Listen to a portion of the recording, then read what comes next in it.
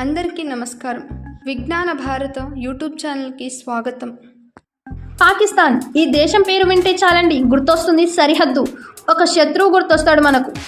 కానీ ఈ దేశంలో ఒక శక్తిపీఠం ఉందంట. అదేంటి, పాకిస్తాన్లో శక్తిపీఠమా? అవును, అది పాకిస్తాన్ని వణికిస్తుందంట. పాక్ ఆర్మీ అయితే వణికిపోతుందట. ఏంటి, పాక్ ఆర్మీ వణికిపోతుందా? అవునవును. ఈరోజు మనం మాట్లాడబోయేది హింగ్లాంజ్ మాత ఆలయం గురించి. బలిచిస్తాన్లో ఎడారిలో ఉన్న ఈ పవిత్ర స్థలం వెనుక ఒక రహస్యం ఉందట. అవునులే, రహస్యం లేకపోతే పాక్ ఆర్మీ ఎక్కడ వణికిస్తుంది? దీని చరిత్ర మరి తెలుసుకుందామా? దీని చరిత్ర కదిలిపోతుంది. హింగ్లాంజ్ మాత ఆలయం పాకిస్తాన్లోని బలిచిస్తాన్ ప్రాంతంలో ఉంది. ఇది సింధు నది దగ్గర ఇంగూల్ నది ఒడ్డున ఉన్న ఒక గుహ ఆలయం. హిందూ పురాణాల ప్రకారం ఇది శక్తిపీఠంలో ఒకటని, శక్తిదేవి శరీరం 51 భాగాలుగా చీలి భూమిపై పడినప్పుడు ప్రతి ఒక్క చోట ఒక శక్తి పీఠంగా ఏర్పడిందని మన అందరికీ తెలుసు. అందులో ఒకటి హింగ్లాంజ్ పీఠం. ఇక్కడ సతీదేవి తల పడినట్టు విశ్వసిస్తున్నారు. పాకిస్తాన్లోని హిందువుల సంఖ్య తక్కువే, కానీ ప్రతి ఏటా భారతదేశం, బలూచిస్తాన్, సింధు ప్రాంతాల నుంచి వేలాది భక్తులు ఇక్కడికి వస్తారు.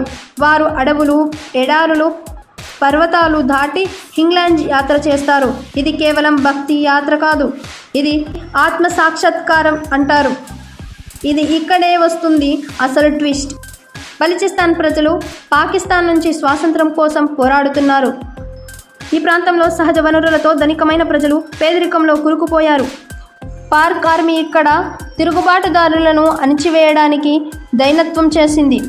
కానీ స్థానికులు నమ్మకం కలిగిన ఒక మాట చెబుతారు: హింగ్లాంజ్ మాతను బెదిరించేవారు ఎప్పుడూ శాంతిగా ఉండరు. సైనికులు, అధికారులు ఈ ప్రాంతంలో తలదూర్చినప్పుడు అనూహ్య సంఘటనలను, ప్రమాదాలను జరిగాయని చెబుతారు. దాంతో పాక్ ఆర్మీ కూడా ఈ ప్రాంతాన్ని ఒక ఆధ్యాత్మిక జోన్లాగా భావించి జాగ్రత్త వహిస్తున్నారు. హింగ్లాంజ్ మాత కేవలం హిందువుల దేవత మాత్రమే కాదు.